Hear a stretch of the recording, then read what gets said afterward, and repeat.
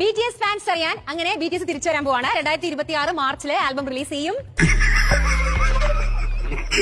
ആഗോള സംഗീത ലോകത്തെ കിരീടം വയ്ക്കാത്ത രാജാക്കന്മാരായ BTS മടങ്ങി വരുന്നു.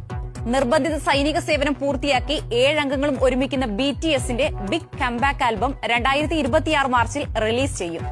ഗ്രൂപ്പ് ലീഡർ RM തന്നെയാണ് ഈ മെഗാ ന്യൂസ് ഔദ്യോഗികമായി പുറത്തുവിട്ടത്.